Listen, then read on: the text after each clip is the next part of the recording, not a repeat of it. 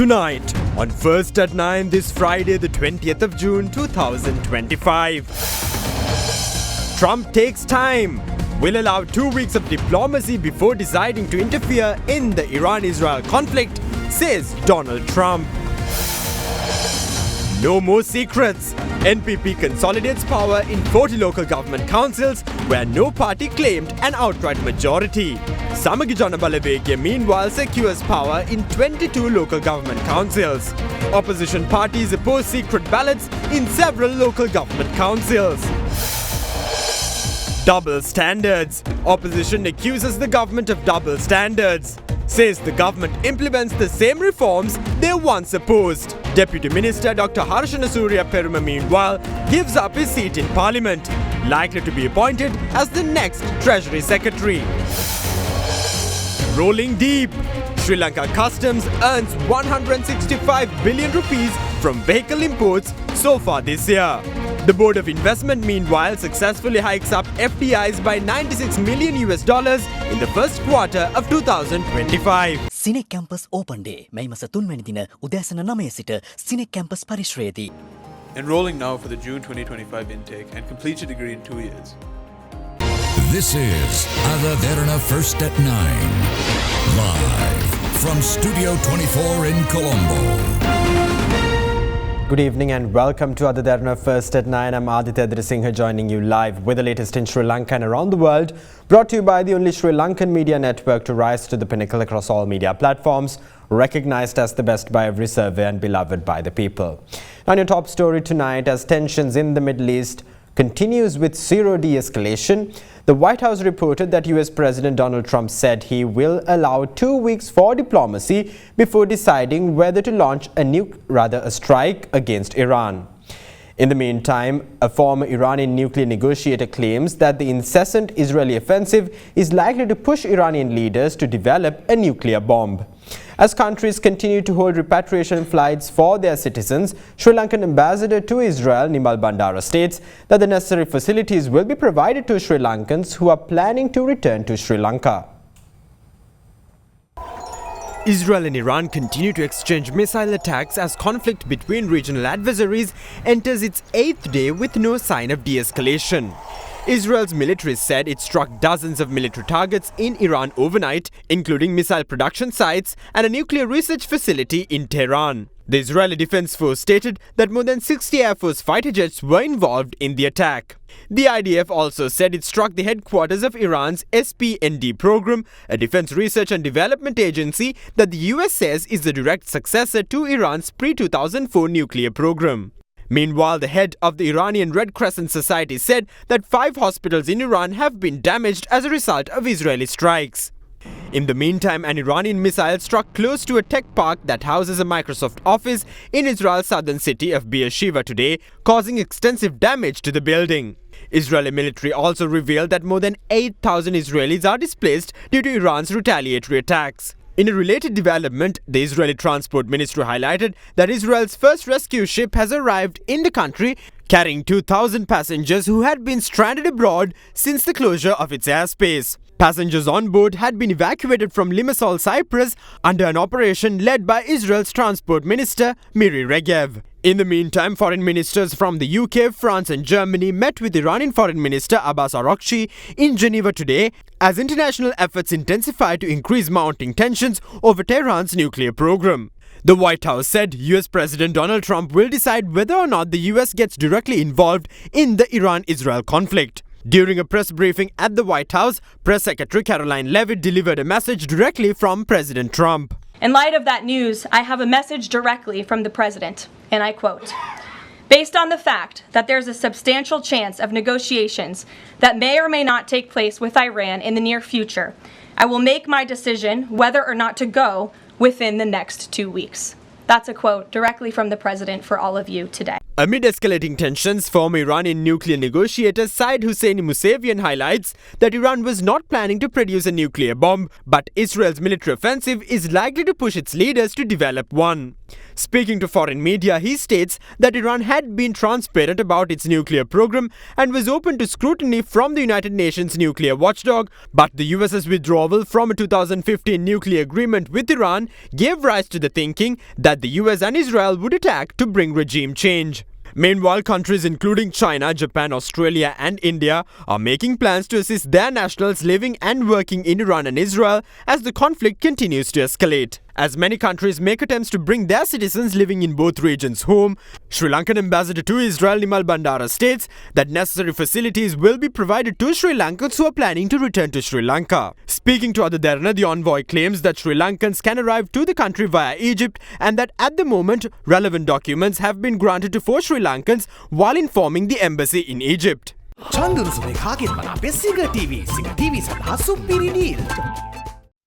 Now in some other local news, while the tug of war for the local government councils continue on, by today the National People's Power has consolidated power in a total of 40 local government councils, while the Samagi Janabalavege has claimed 22 local government councils. Meanwhile, several demonstrations were staged by opposition councillors in protest of secret ballots held to elect chairmen of local government councils across the country. Polls to elect chairmen of local government authorities, where a single party was unable to secure an outright majority, were carried out throughout the day today. Accordingly, the Galle Municipal Council too convened today under the relevant local government commissioner. Before the poll to elect the mayor of Galle was called, the council deliberated on the procedure to be followed when casting ballots. To decide whether to hold a secret ballot or an open ballot, authorities conducted a poll where 19 councillors voted in favour of a secret ballot while 17 opposed it. Aggrieved by the outcome of the poll, opposition councillors who voted for an open ballot staged a demonstration protesting the secret ballot. Tensions further escalated when a councillor elected from the Sri Lanka Podujana Peramuna raised objections against the protest, while councillors elected from the Samagi Janabalavege were about to walk out of the proceedings. Subsequently, proceedings of the Galle Municipal Council were adjourned for 30 minutes. Councillors of the Samagi Janabalavege then exited the Galle Municipal Council premises and engaged in a protest. Undeterred by the raging protests, the Galle Municipal Council later proceeded to elect its mayor by way of a secret ballot since the council's quorum was met. Accordingly, the NPP's candidate was voted mayor, while the Sri Lanka Podujana Peramuna's Priyantha Sahabandhu was voted deputy mayor of Galle. However, the SLPP decided to suspend Priyantha Sahabandhu's party membership for acting against the party's position. One of our councillors in Galle has acted against our stance. We suspended the party membership of the member with immediate effect. We will initiate disciplinary action against him and will also revoke his party membership. Therefore, he will cease to be a councillor and will have to vacate the positions he currently holds. Meanwhile, tensions erupted within the Beruwala Pradeshiya Sabha over election procedure, with SJB councillors firmly opposing a secret ballot.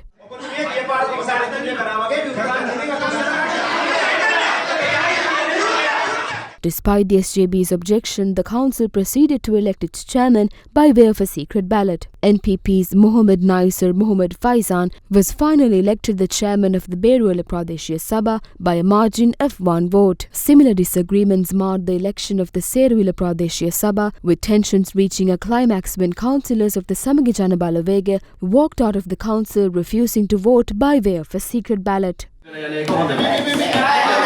However, the election of the Seruwila Pradeshiya Sabha's chairman continued despite the protest. After the votes were tallied, the NPP was declared victorious with a majority of 9 votes. The Kaluthara Pradeshiya Sabha too was convened today by Local Government Commissioner of the Western Province, Sarangika Kalhari. A secret ballot was held to elect the council's chairman, through which the NPP emerged victorious with a majority of 17 votes. SLPP's candidate, meanwhile, only secured 14 votes. In the Lunugala Pradeshiya Sabha, the Podujana Eksat Peramuna secured power with a majority of 13 votes. The opposing NPP's candidate only secured 6 votes. Accordingly, the NPP has so far managed to consolidate power within 40 of the 178 councils where no party secured an outright majority in the local government polls of 2025. Meanwhile, the opposition led by the SJB consolidated power in a total of 22 councils. CINEC campus open day මැයි මස 3 වැනි දින උදෑසන 9 සිට CINEC campus පරිශ්‍රයේදී. During the parliamentary session today, it was revealed that politicians have constructed expressway interchanges deviating from the initial plan to ease access to their residences at a massive loss to the government. Meanwhile, SJP MP Dr. Harsha De Silva states that the government used to oppose the essential reforms which were brought in during the economic crisis and accused the government of now implementing the same reforms. The longest stretch of the Southern Expressway is between Galligama and Dodangoda. That stretch of the expressway spans 21 kilometers.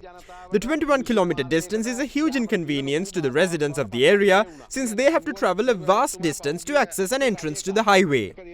This issue was created by a single leader during our time in power. I humbly accept that fact. He set up the highway entrance at a location close to his residence.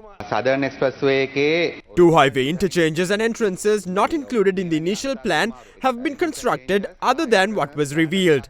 One of them is the Kapuduwe interchange, which is 5 kilometers away from Godagama Matara. This interchange was also constructed due to political interference. The Kapuduwe interchange was set up to only enter and exit Colombo. A certain someone named Ranavaka was involved in this matter. The other is the Badigama interchange, which is 6 kilometers away from Beliatta. The cost to construct one interchange is over 1 billion rupees. You know that there is only one rest area for the entire Southern Expressway. Rajapakshas have leased out that rest area for 99 years at a sum of only 10,000 rupees per year. Previously, interchanges were constructed to ease their commute back home. Billions of rupees have been wasted in that endeavour. This proposal was presented to amend the Stamp Duty Special Provisions Act No. 12 of 2006. This act has not been amended since 2006. One might think that these measures are taken up in a bid to pass down the burden of filling state coffers onto the citizens of Sri Lanka. That is not our intention. The stamp duty will only be charged against immovable property. The money generated through the stamp duty will be provided to provincial councils instead of the central government. Through this disbursement, the provincial councils will be able to fund their projects on one hand, while on the other, the expenditure on the part of the central government will decrease. There are a few more gazette notifications to consider. The Extraordinary Gazette Notification number 2434/12, dated April 25th, issued in accordance with the Imports and Exports Control Regulations number 4 of 2025, and Extraordinary Gazette Notification number 2435/2, dated May 25th, issued under the Imports and Exports Control Regulations number 5 of 2025. There are 4 main objectives of these gazettes. These gazettes allow the import of casino equipment to registered institutions and will assist in promoting tourism. These imports will be strictly regulated specifically under several HS codes. These imports were banned previously due to the economic crisis under the Casino Business Regulation Act No. 17 of 2010. Additionally, this gazette would also allow the import of electronic scooters that was also prohibited temporarily. Furthermore, this gazette would also allow the import of electric scooters in addition to scooters fitted with internal combustion engines. අපි දන්නවා මේ simplified VAT එක. A decision taken by the government recently regarding the SVAT has impacted a number of industries. The government is trying to remove the SVAT and impose taxes on exporters as usual. This is not a positive decision for our exporters. Exporters bring in a massive amount of dollars to the country. If our exports stumble, it will cause a serious repercussion to the government, the public and everyone in Sri Lanka. So I urge the government to not amend the SVAT. Let the existing procedure remain in place. When MP Harshana presented the proposal, he stated that the government's intention is to update these acts and not to burden the citizens. But the previous NPP never supported any of the reforms proposed, which were crucial to rebuild the country. They bashed the IMF while we were negotiating with them.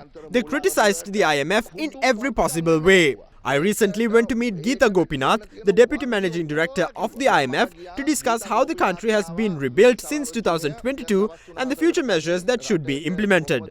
The President also attended the meeting. He spoke of the IMF with a lot of praise.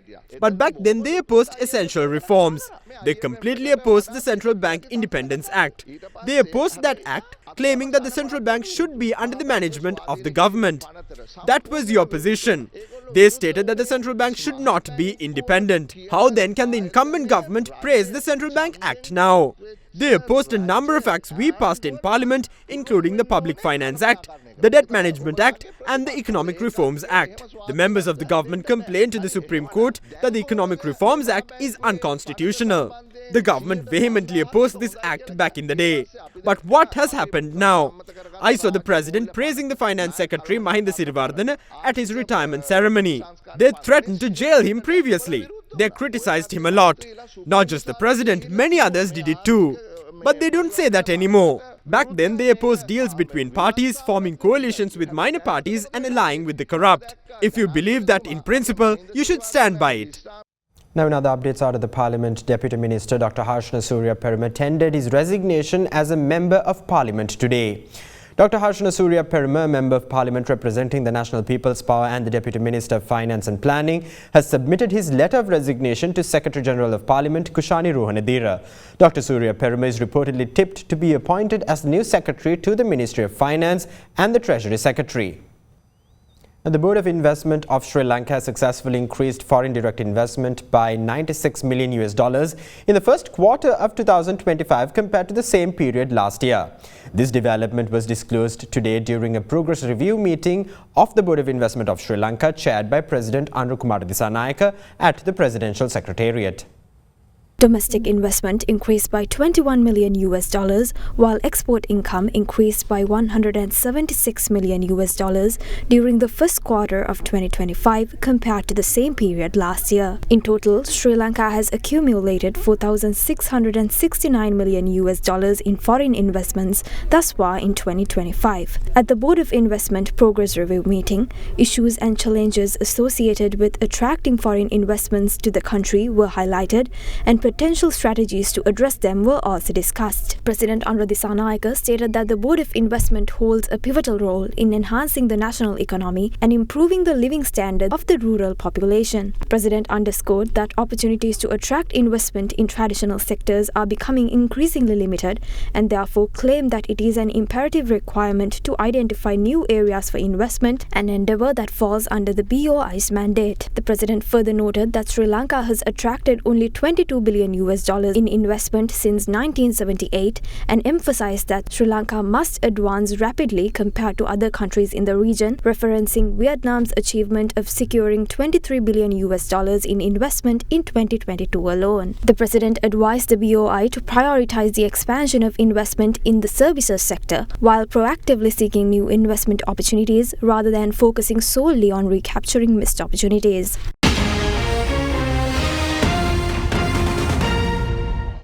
Welcome back. You're joining other Derana, Sri Lanka's most trusted news source. Now, in other local political news, an investigation has been launched into 28 political figures for allegedly acquiring assets through illegal means. The investigation took a considerable amount of political attention today. An investigation has been launched against property owned by 28 political figures over a series of complaints lodged with the Illegal Property or Assets Investigation Division of the Criminal Investigation Department. Complaints lodged allege that the 28 political figures have acquired assets by illegal means. Several parties related to the said list expressed their views on allegations levelled against them. My name is also mentioned in a list of names of parliamentarians who have allegedly amassed wealth through illegal means. I have indeed received property, but all of such property were passed down to me from my parents or relatives. I would like to categorically state that I am not a person who would engage in politics after illegally acquiring property. Recently, I also got to know that my name is listed among a few who are suspected to be owners of filling stations. I in fact urged the relevant individuals to probe the matter and find out if I have a filling station. Some of my relatives owned filling stations before I was born. We condemn this kind of mudslinging, conduct investigations and initiate immediate legal action against any politicians who have acquired property through illegal means. We will support all investigative efforts in that regard.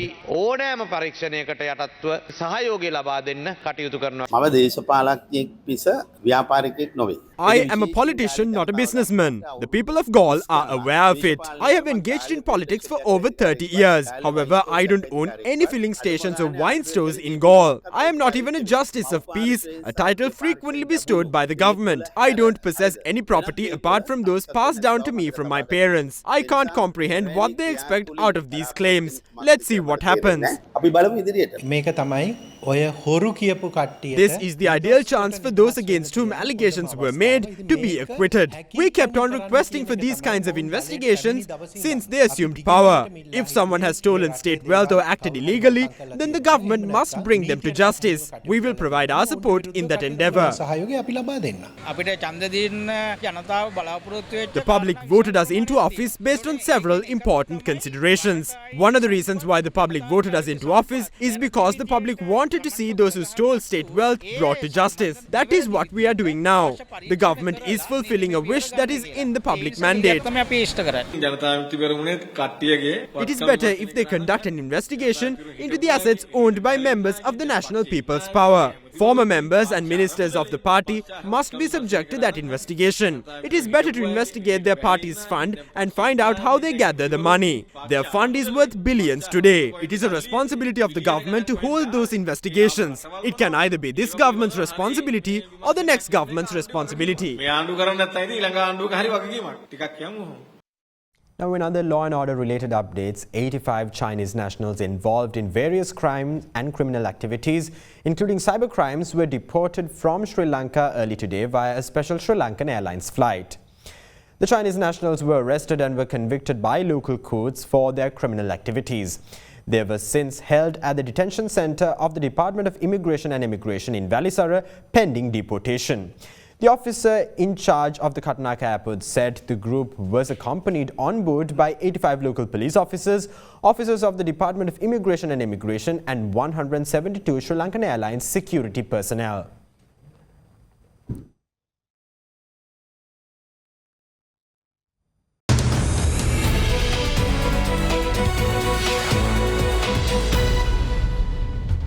Welcome back. You're joining Derana, Sri Lanka's most trusted news source.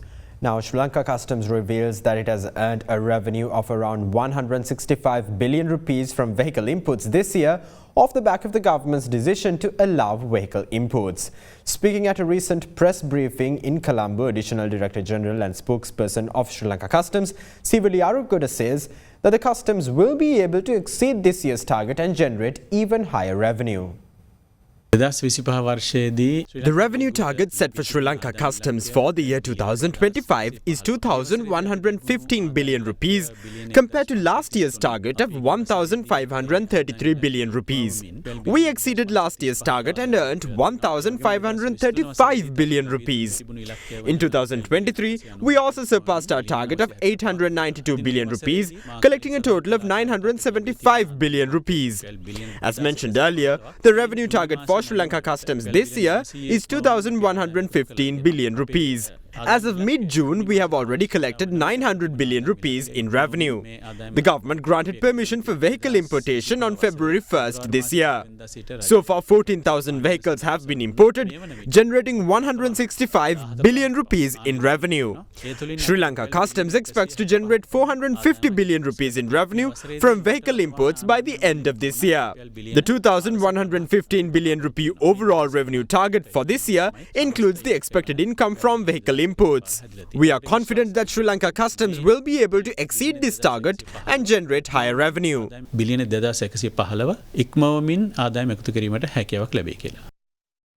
Now, in other business news, the Colombo Stock Exchange regained momentum and closed in green today as a result of price gains in counters such as Selinco Holdings, Sampath Bank and Haley's. The benchmark all-share price index closed 1.60% higher at 17,087.95 points, while the more liquid S&P Sri Lanka 20 gained 1.6% to close at 5,099.28 points. Market turnover crossed 2.5 billion rupees. The banking sector was the top contributor to turnover, followed by the diversified financial sector. Foreign participation in market activity remained at subdued levels, with foreigners closing as net sellers of loading shares worth 165 million rupees.